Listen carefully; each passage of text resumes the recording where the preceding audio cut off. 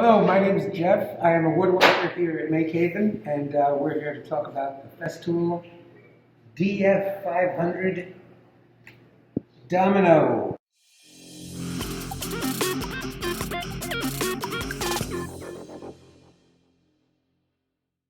The Domino is a fantastic tool. Festool is a high-end German tool company, power tool company. The Domino is an alignment / joinery tool. It's similar to a biscuit machine, also known as a plate cutter, but it's better. It's a great tool. It's a problem solver, and I'm here to walk you through some of the features and some of the safety precautions we take when using the Festool Domino. So let's see what's in the box. Festools come with a plug-in power cord that is removable. If you have a number of different tools, I have a sander I bring around sometimes, and it can be very handy to go from one tool to another, particularly when they're attached to the vacuum. You just take the plug off the back of one and put it on the other one. We've got the Domino here, and we've got 3 jigs or fences that come with it. We've got the trim stop here, the cross stop, the support bracket, and there's a little wrench that comes with it that we're going to use to change the bits. So we'll start by plugging it in.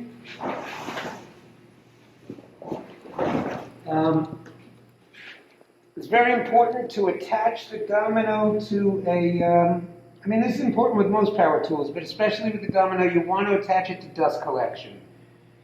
So here at MakeHaven, we've got dust collector. This is off here. This is just plain old on for the vacuum, but we can also, you put it on this setting with a drill, that makes it tool activated. So now to putting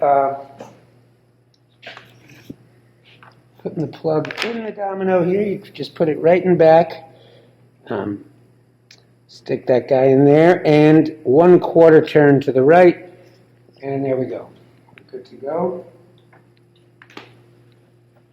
Plug this into the vacuum here, and attach the vacuum.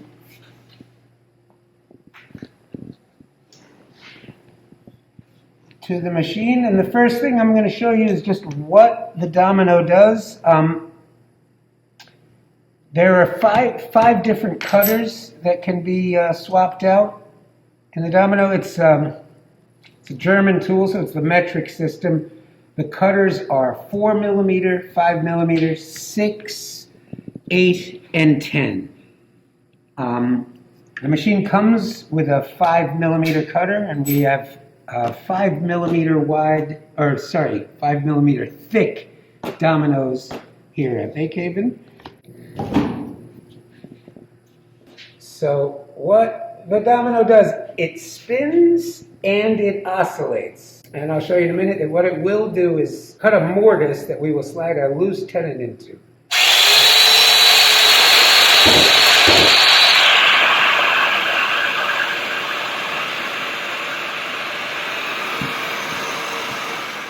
So that's what the machine is doing. It's spinning and oscillating. I'm going to unplug the machine as I finagle it back into position. There we go.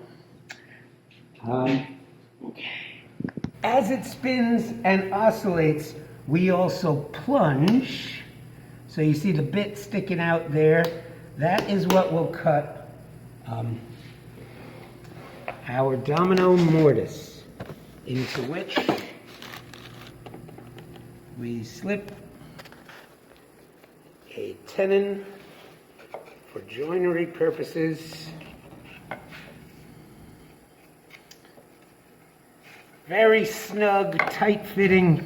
Let's start with the adjustments. First thing we have over here, this knob on the left of the machine, as I'm behind the machine. The knob on the left is the angle adjustment.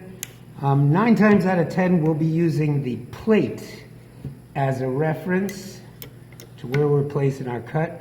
So, and 9 times out of 10, we'll be setting it at 90 degrees. But there are also positive stops at 45 degrees, 22.5, which is half of 45, and 67.5, which of course is halfway between 45 and 90. And then you could also stop it wherever you want and tighten there, for example, at 52. But like I said, more often than not, we'll be using it at 90. So that's the angle. Then over here on the right side, we have the height of the plate, which we'll be registering our cuts from. So we turn it to the left to loosen it, and we can adjust the height. There's a gauge here along the side. It goes all the way from 6 millimeters up to 30. There's a step-stop system here. We have positive stops here on this step system. You see the height gets stopped by this stepping stop system that it has. So there are positive stops at 16, 20, 22, 25, 28, 36, and 40 millimeters. Those represent the thickness of the material. So for example, you'll see if I stop here at 40 millimeters, it's actually reading 20 millimeters. It's 20 actual millimeters between the surface of the plate and the center of the bit. So this represents the thickness of the material, half of which is the height from the plate to the cutter head. Because our first examples will be with 3/4 inch material. 3/4 of an inch is roughly 20 millimeters. That's a good thing to keep in mind when using the domino. We also have a handy dandy combination square at MakeHaven that is metric on one side and imperial on the other. So if ever you need to just figure out what 1.5 inches is, for example, well, it's roughly 38 millimeters. The next adjustment we have here is the depth of the cut. So depth of the plunge. So these are all presets. We have 12, 15, 20, 25, and 28. The dominoes we have here at MakeHaven are 30 inches long, so more often than not, we'll want to set it at 15, half the depth of the domino. So each side you're cutting cuts 15 inches deep, which will accommodate the whole domino, which I'll show in a minute. So that's the depth setting. The final setting is how far the cut goes from side to side. We want the machine on when we make that adjustment. Regardless of the thickness of which domino you're using, the first size here represents a tight fit. Each of the bigger sizes is a wider mortise, loose tenon to slide into. So generally what people do is put a tight mortise into one side, tap in the dominoes, and then have a looser mortise on the opposite side so that there's a bit of room side to side to adjust your piece and get it perfect. So let's start by joining up these two surfaces here. We're going to do that. We're going to start that by just marking a couple of lines from one surface to the next.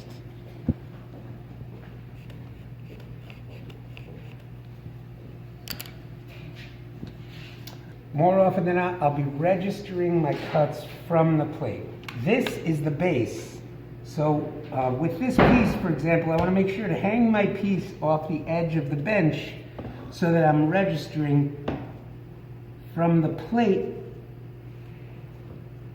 sitting on the surface of the piece Rather than, you see, if I was to be sitting on the bench and cutting there, I'm actually registering from the base and not from the plate. So anyway, I'm going to check all my adjustments here. I'm going to lower it down 20 millimeters. Lower the plate down to there. I've got my depth set at 15,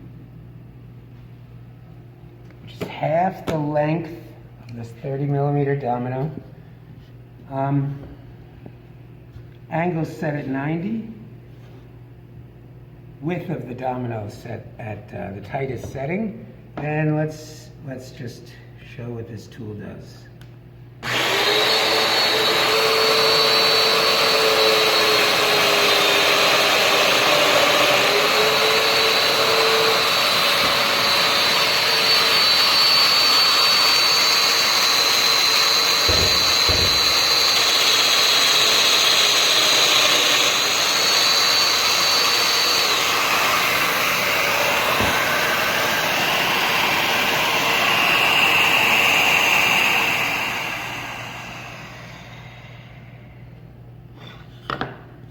I forgot to mention that what I'm doing there is using this registration line that's on the tool to reference with the line I drew on the wood there. And then there, centered in the edge of the piece, is my mortise. Now on the piece that I want to fit that with, I'm going to do the same thing, but I'm going to use a wider setting here, so that I have room to adjust.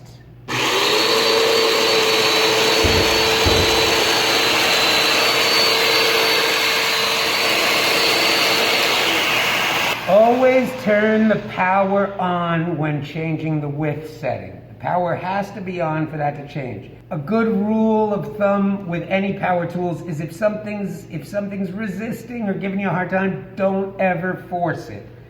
You'll feel what I mean when you go to make this adjustment on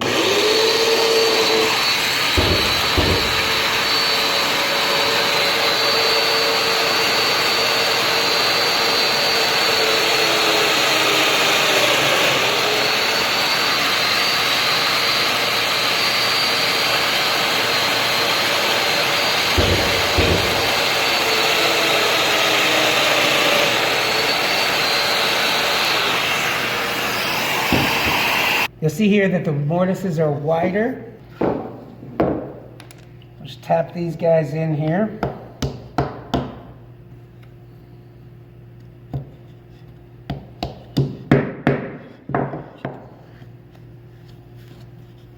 And you see a beautiful fit, perfectly flush. And because I use the wider mortise on the receiving piece here, I have, you know, about 1/8 of an inch of room to adjust side to side like that.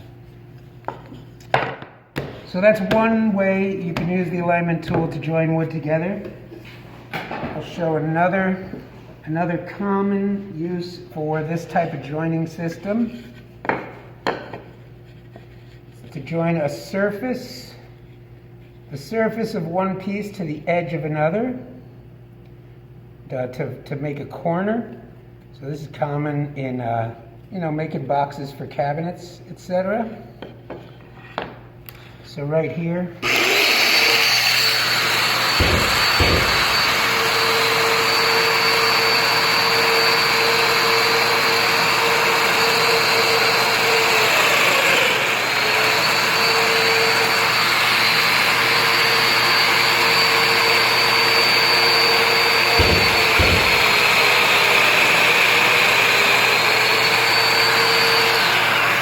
Something I forgot to mention, it's important when making the plunge to go in nice and slow and to hold it from the back here, from near the cord. That's the best way to get the most control out of this. Here I'm going to use my vise to just hold this piece up nice and safe and secure. And I'm going to demonstrate the support bracket here. So this has some set screws here. There's threaded holes in the plate, in the base of the tool here. Ready to receive. And this is just going to help us lay flat against the surface and ensure that we're going in at 90 degrees. Now I'm going to remember to put it back to the tight setting after I turn the tool on.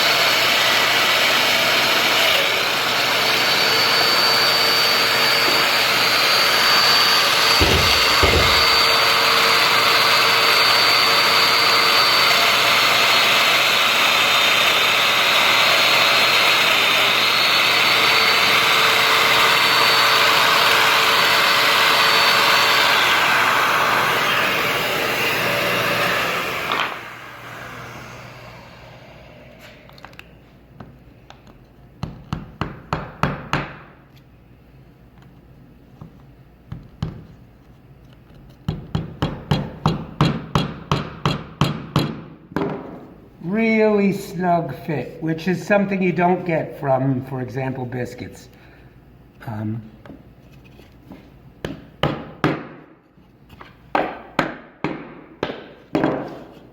mean, that is a terrific, really tight joint, and there isn't even any glue or pressure on this thing yet, and it's a nice 90-degree tight joint there.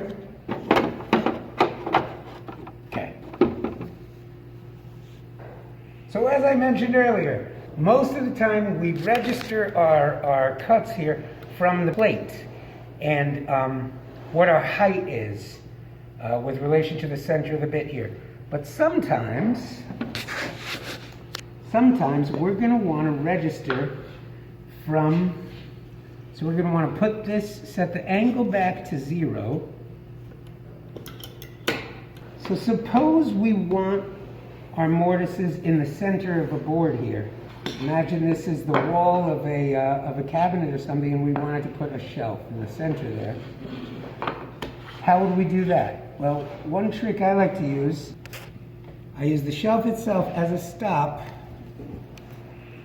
I'm going to plunge the domino in straight down. See, there's a tiny little line here etched into the base of the machine.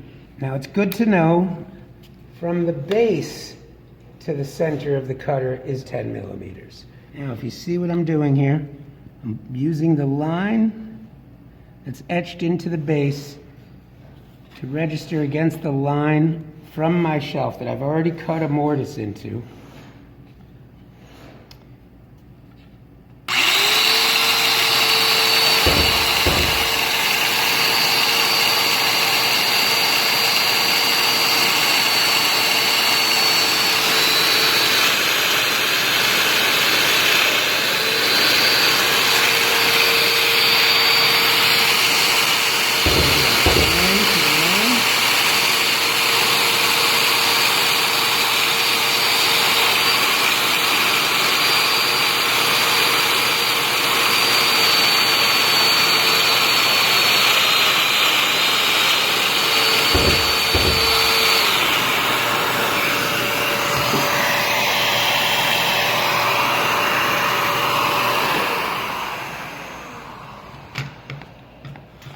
Now keeping in mind that I registered this 10 millimeters down from the top here, and I registered this 10 millimeters from this red line in this direction. So I turn this around, and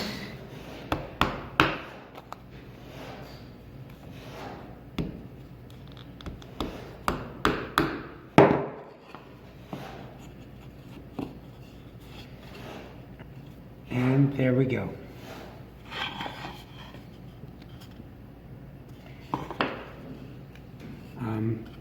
This is a seriously convenient time saver in cabinet making. Okay, next we're gonna check out the trim stop here. These trim stops have these little tabs on the side of them. They're left and right, and there's little receiving tabs here on the outer edges of the base. So we pop that in and lock it down using this lever here. All right, am I good? Yeah. And then on this side too. Up. And then I'm going to adjust this. Put it on 100 millimeters. Got 2 boards of 1/2" MDF. So I'm going to pull this out. 16, even lower, to the minimum setting. The minimum setting doesn't have a number. For some reason it goes 20, 16, and then there's nothing there. 6 millimeters here. 6 millimeters from the plate to the center of the cutter head, which is roughly center of 1/2" material. So now I'm also going to illustrate that there's these 2 stops that plunge in on either side of the cutter head. Here is these 2 little stops. Now, they haven't affected me so far because when I go up against the material, they tuck away. But if I need them, they're popping out, and I can run the machine up along the edge there. And you see, that stops me and gets me, I think, something like 28 millimeters from the edge for my first cut. These little plungers inside the cross stop do the same thing. This will go into the hole I just drilled, and I'll get 100 millimeter distance or separation between each of the holes each step of the way. You'll see what I mean.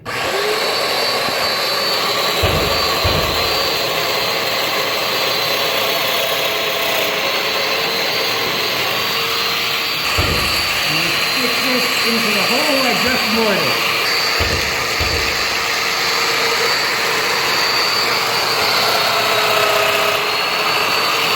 And again.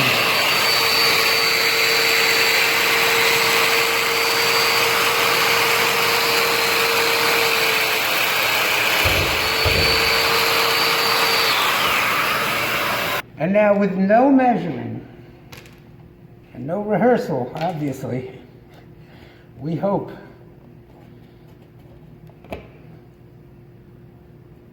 to show 2 perfectly aligned boards. Neither one is, I didn't use the wider setting on either one either. So these are very tight fits.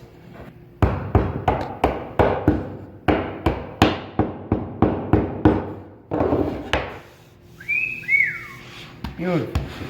Now real quick we'll illustrate what the cross stop does. Take these off here.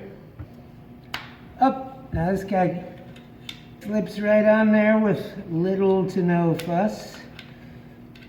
There we go. Click these guys into position. Tighten them up. I took the liberty of pre-mortising 2 of these, but just to illustrate, you know, a piece like this is a little thin to be mortising safely, so remembering to adjust our height again.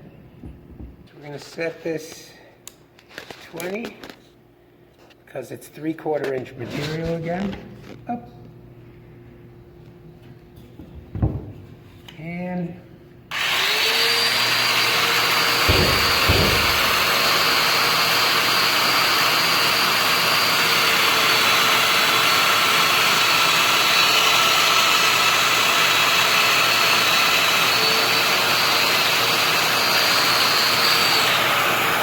nice little centered mortise on the end of our no longer dangerously slim piece. And you know, along with these 2 that I'd taken care of beforehand, you can do this kind of joinery pretty easily. And we're going to change to a wider bit. I'm going to go into thicker material, so I'll use a wider bit. This is for 8 millimeter thick by 40 millimeter long dowels. The width, I forget, the width is 22 or 25, but the width doesn't vary on the dominoes, so they don't list those. When they're talking about them, it's an 8 by 40. These are the dimensions that vary from domino to domino.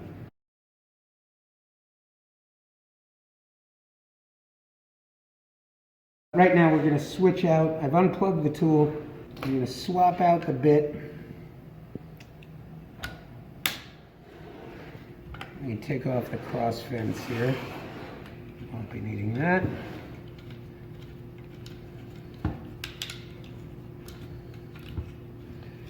Yep.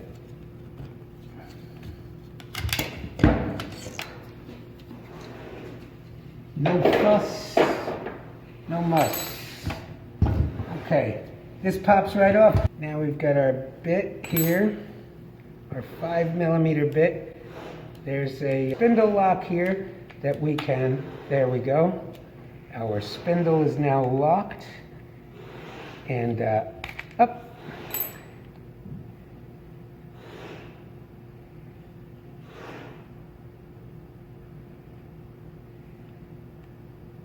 Just screws right off. Nicely threaded machine screw. Here we're going to put on an 8 millimeter bit.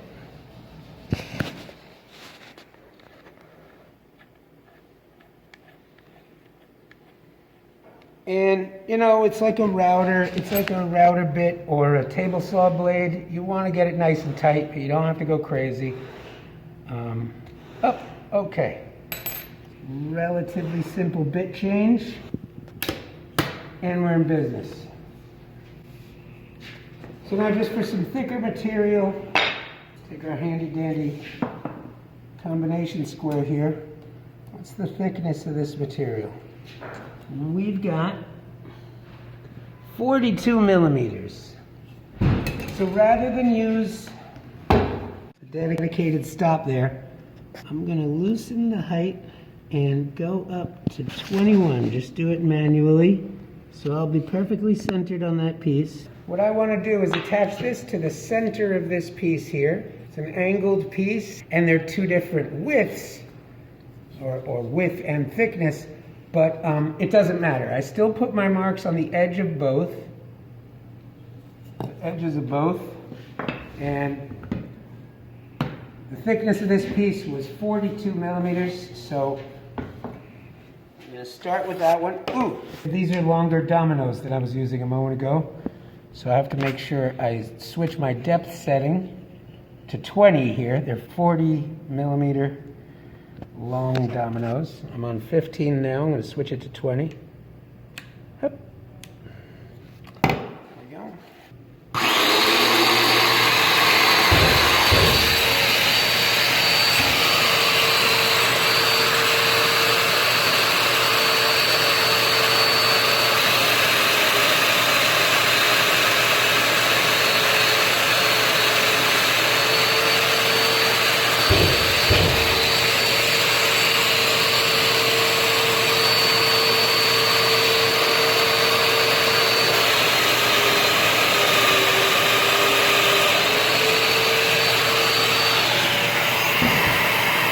You'll see here that this piece that I want to get to the center of is just a little over 60 millimeters, which we're going to have to settle for exactly 60 millimeters because 30 is as high as I can go with this fence. So I'll set this to 30 millimeters, and here goes.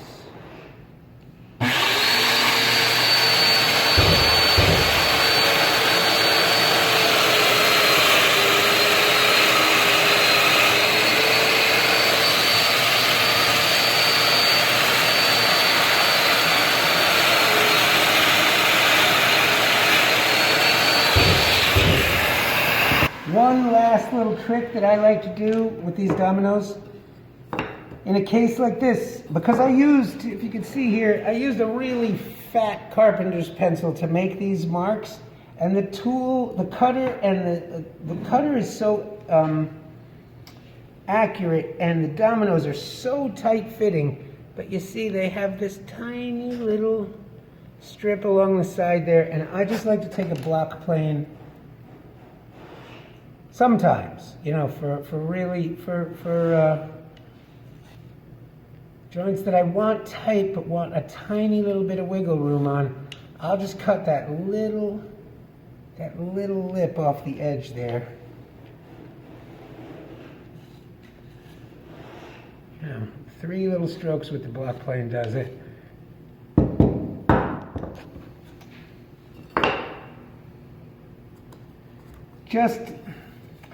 It's something you feel more than you could see in a video, but you just get a tiny little bit of wiggle that's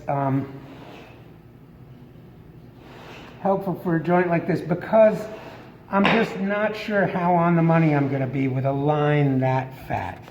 Just moving within that line. These dominoes are so tight that just moving from one side of that line to the other could make a difference in how close they join. And boom, look at that.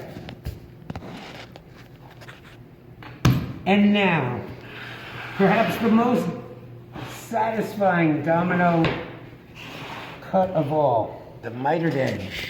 So we want to set this to 45. Okay. And this is very important. We want to set the depth as low as possible. So go, 20 down to 16, down even lower than that. Go to the lowest setting possible, and then lower the plate all the way down. It's important to do the 45-degree first and then lower it.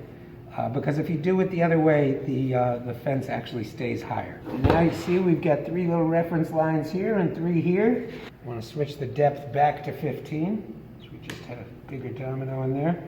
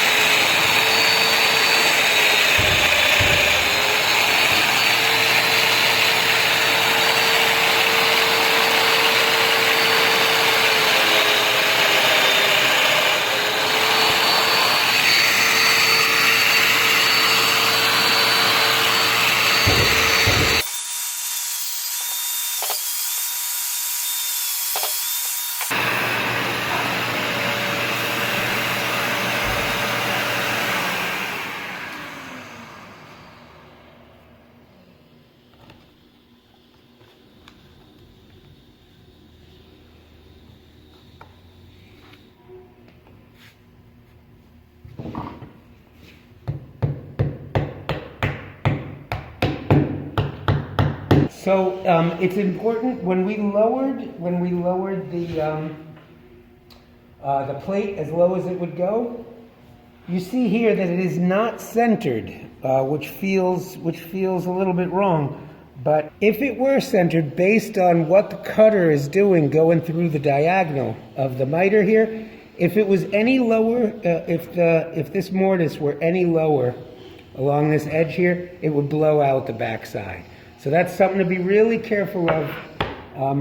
Of all the adjustments, I mean, it's always important to check every adjustment on this tool, to just check and double check and make sure you're concentrating in that regard. But the most important one in terms of safety and the safety of your, project and your material is depth. Because blowing out the other side would be a drag on, to ruin your project, and would certainly be no fun if you're holding your hand on the other side, which you should never do. So that's why mortises appear so high. But take a look at this. Honestly, you kind of have to feel this to believe it, but these mitered edges are just so satisfying to make. And I mean, you know, look at that. When I just used this tool to make a long miter like that was 10 foot long, you know, with a domino every 16 inches or so, and it came out flawless.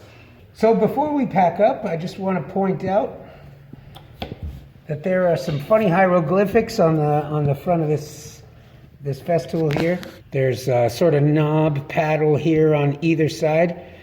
This is just pointing out that this knob on the left is for, you know, the angle adjustment here. And this guy on the right adjusts the height. Adjust the height.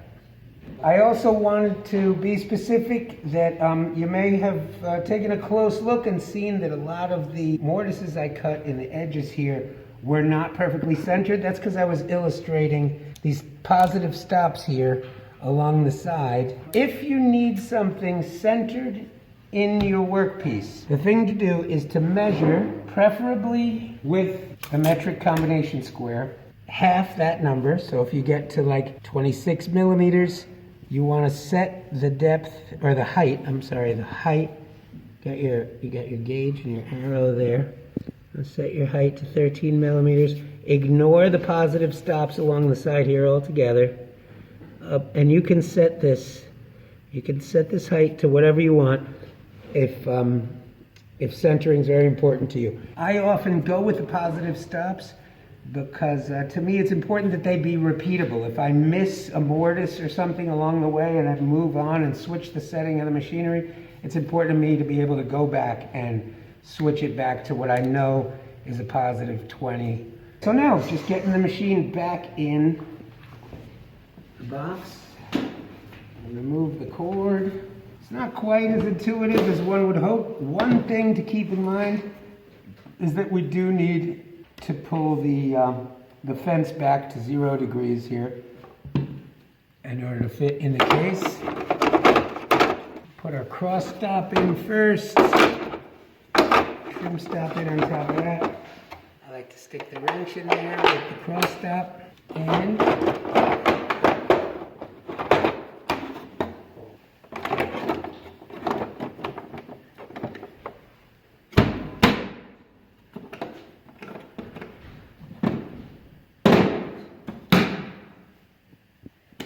there we go. Thanks for watching. Hope this was helpful.